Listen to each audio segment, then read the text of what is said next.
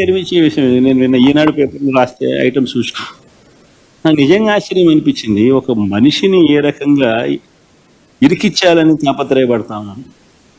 అసలు మిథున్ పెద్దిరెడ్డి మిథున పెద్దారెడ్డి కొడుకు మిథున అది రాసింది కదా ఈనాడు వాడు రాసింది. పెద్దారెడ్డి కొడుకు మిథున పెద్దారెడ్డి కొడుకు మిథున అని చెప్పి రాసి సరే మిథున్కి ఏం సంబంధం? ఆయన పార్లమెంట్ లోక్సభ ఫ్లోర్ లీడర్. వాళ్ళ నాయనది ఏ పోర్ట్ఫోలియో? వాళ్ళ నాయనది ఏ పోర్ట్ఫోలియో? మన ఆయనకి ఇక్కడికి ఏం సంబంధం? ఇష్టం వచ్చినట్టుగా ఇరికేయడం. అడగడం ఇంకోటి కసిరెడ్డి రాజా ఎవరో పేరు చెప్పు ఆయన రాసి ఎవడైనా ఆయనకు ఏం సంబంధం? మద్యానికి ఏం సంబంధం? అంటే ఎవడో ఒక ఆశీస్సు ఉండదు పట్టుకోవడం రావడం ఆశీస్సు ఇరికించడం తీసుకోవడం పెట్టడం ఆశీష్ పేరు ఇంకోటి ఎవరితో చెప్పించడం ఆశీష్ పేరుతో ఇంకొకరు రామచంద్రాడి పేరు వెంకటరాముడి పేరు సురేష్ పేరు చెప్పించడం. ఇది కేసుల్లో నిలబడతాయి ఎన్ని? అసలు ఎవడైనా కానీ డబ్బు ఎందుకు ఇస్తాడు? ఫస్ట్ ఫండమెంటల్ క్వశ్చన్ ఆలోచన చేయాల్సింది. అందరూ ఆలోచన చేయండి. డబ్బు ఎవడైనా ఎందుకు ఇస్తాడు? అయ్యే రేట్లే కదా చంద్రబాబు నాయుడు హయాంలో ఉన్నది. సేమ్ బేసిక్ రేట్లే కదా ఇంకా మన హయాంలో బేసిక్ రేట్లకు సేమ్ పెట్టి ట్యాక్సులు పెంచినాం. బేసిక్ రేట్ అదే కదా చంద్రబాబు నాయుడుకి ఇచ్చినడం వల్ల. ఈనాడు రాస్తాడా చంద్రబాబు నాయుడు తీసుకున్నాడని? మరి చంద్రబాబు నాయుడుకి ఇచ్చినప్పుడు ఇంకోరికి ఎందుకు ఇస్తారు? ఇంకా మన హయాంలో వాల్యూమ్స్ తగ్గినాయి, రేట్లు షాక్ కొట్టే విధంగా ట్యాక్సులు పెంచినాయి. సో ట్యాక్సులు పెంచి బేసిక్ రేట్ అట్టే ఉంచి వాల్యూమ్స్ తగ్గేట్టుగా చేసిన వాళ్ళకి ఇస్తారా? అది చంద్రబాబు నాయుడు గారి హయాం మాదిరిగా వాల్యూమ్స్ పెంచినోనికి చంద్రబాబు నాయుడు హయాంలో రేట్లు కూడా పెంచినోనికి రేట్లు పెంచినోనికి బేసిక్ రేట్లు కూడా పెంచినాడు. చంద్రబాబు నాయుడుకి ఇస్తారు, వాళ్ళకి ఇస్తారా? This basic fundamental question.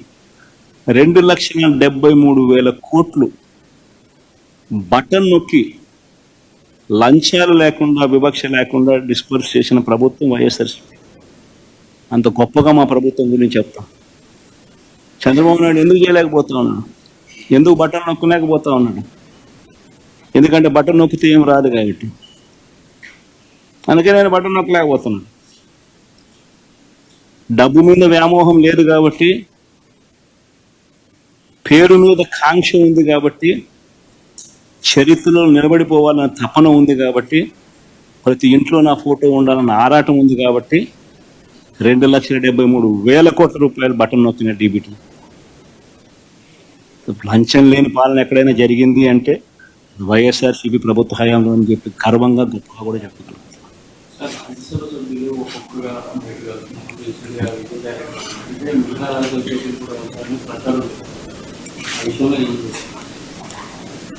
Basically ఒకటి గుర్తుపెట్టుకోవాలి,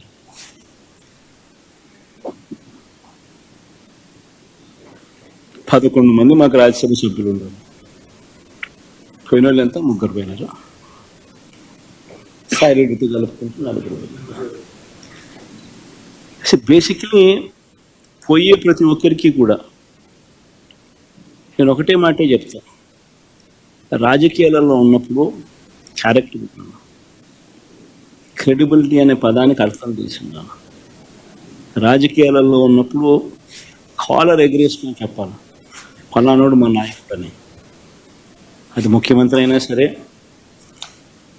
ఎమ్మెల్యే ఎంపీ అలాంటి ఆయనైనా సరే, ఎమ్మెల్యే అయినా ఇలాంటి అయినా సరే, ఎవరి గురించి అయినా కానీ ఇట్లా గొప్పగా చెప్తాం. కానీ మనమంతటి మనమే ప్రలోభాలకు లొంగో, భయపడో, ఏదో కారణం చేత మనమంతటి మనమే మన వ్యక్తిత్వాన్ని, మన క్యారెక్టర్ని, మన క్రెడిబిలిటీని మనం బలంగా పెట్టి మనం కాంప్రమైజ్ అయ్యి అటువైపు మనం పోతే మన గౌరవం ఏంది? మన వాల్యూ ఏంది? మన క్యారెక్టర్ ఏంది? మన క్రెడిబిలిటీ ఏంది? ఇది ప్రతి ఒక్కరూ రాజకీయాల్లో ఉన్నప్పుడు ఆలోచన చేసుకోవాలి.